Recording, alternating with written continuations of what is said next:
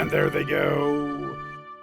Welcome back to RacingNews.com. I'm Magic. In a field of 6 juvenile fillies, we're going a mile and a 16th. 2 turns at Los Alamitos in Saturday's Grade 1 Starlet Stakes, which is a Kentucky Oaks prep race, awarding 10 points to the winner, 4 to 2nd, 2 to 3rd, and 1 to 4th. And joining me now to preview this Kentucky Oaks prep race is, of course, Dr. Miranda Bunge.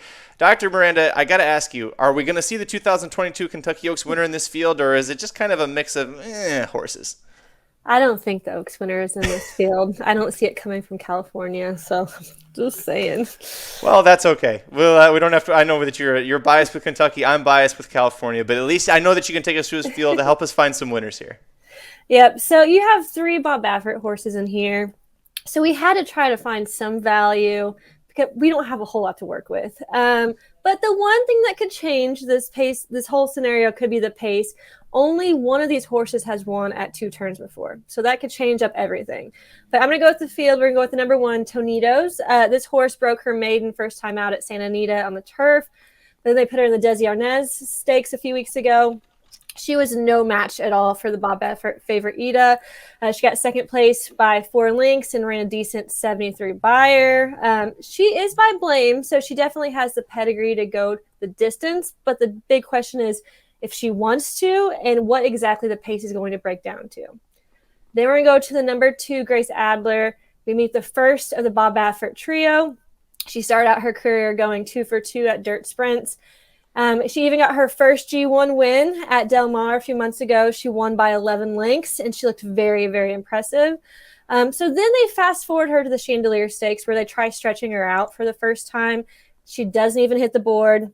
She loses by over 13 lengths, and she is one of the 7 horses that she faced in that race is also here. So she's been off for about 2 months. She's been working out great. It's just going to come down to which Grace is going to show up here. Is it going to be the one of the first 2 races, or is it going to be the last one?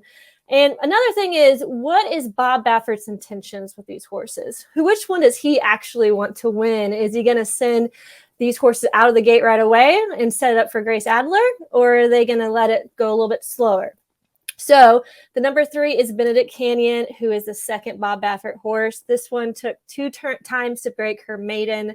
They placed her in the, I'm going to say this wrong, Anoka against her stablemate Ida about 6 weeks ago.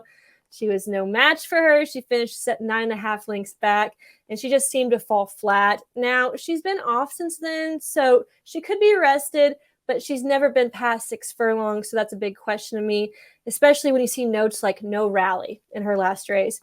Now, she does have a lot of early speed, so they could try sending her out of the gate and try to set up a good pace scenario, like I said, for the other Baffert. And the number 4 is Caro Memories. She went 2 for 2 to start off by winning a maiden special weight. And then the Surfer Girl. Now, keep in mind, both those races are on the turf. She then went on to the Breeders' Cup Juveniles Fillies turf. She did nothing. She did get bumped out of the gate and kind of pushed around. But I think she was just in a little bit over her head. I don't like the fact that she's never raced on dirt before. She has some workouts on the main track, but I just don't see it happening unless a pace meltdown happens and she's able to gain ground in the end. Then we'll go to the number 5, Desert Dawn. Now, this is the only horse in this field who's been around 2 turns and won. Now, it was a maiden special weight, but it's still something to consider. She broke her maiden that race and went on to the Chandelier, where she got 3rd. So they decided to put her in the Breeders' Cup Juvenile, where she faced Echo Zulu, Juju's Map, and the best of the best with these 2-year-olds. She did get last place. I think that the jockey, and she finished way, way behind everybody else. But I think the jockey realized like she had no chance there at the end. But I do like the fact that she has faced all of these horses, and this will be her 4th race around 2 turns, so she has the experience. I mentioned last week at Churchill Downs, Dreamlith, who had faced Echo Zulu, and she actually ended up winning the Golden Rod. So maybe class has something to do with some of these horses. It's just going to all come down to how the rest of the field takes the 2 turns, because it's a huge question mark. Now we'll go to the number 6, Ida. I thought going into this was going to be Bob Baffert's favorite horse. But I think that he's relying more on Grace Adler than Ida, because Flavian Prat is jumping off of Ida and going on to Grace Adler. She won back-to-back on grade stakes with the highest Beyer in this field. She won them both pretty easily. But I do want to point out a few things about this horse. She's never gone this far before. She also finished 18 lengths behind Grace Adler when they faced each other in the G1 at Del Mar. So she's definitely not untouchable. But like I said before, this is all going to come down to what Grace Adler is going, which one's going to show up, and how this pace is going to break down. Both her and Benedictinian have a lot of early speed, which could set up for some of the horses that will be closing. So with my top pick, though, I have to go with the Bob Baffert, and I'm going to go with Grace Adler. I just think that her last race was a fluke, and I like the fact that she's been around 2 turns. And like I said, Flavien Prat is aboard her instead of Ida. Underneath, though, we're going to try to fade some of these Bob Baffert horses, get a price. We're going to go with a $10 exacta box, and we are going to do Grace Adler with Desert Dawn. And hopefully the class will show up with Desert Dawn like it did with Dreamless last week, and we can get some good prices across. Thank you so much for taking us through that field, Dr. Miranda. I know the Kentucky Oaks Trail is a big one that you love to cover. You've done very well for us in the past, and I think we got a great chance to keep things going. Let the folks know where they can follow you for all your tips and insight.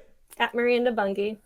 Head over to racenews.com. We have free picks and analysis for every race, every track across the country. We also have the inside track to the Cigar Mile handicap wagering guide available right now, so go to racenews.com to purchase that. You can view all of the live streams and the previews like this race here over at youtube.com/racingdudes. Before you leave, hit like if you like the video, hit subscribe if you really like it. Tell all your friends, and we'll see you at the track.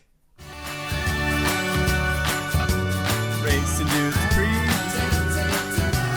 Racing Dudes Preview. And there they go.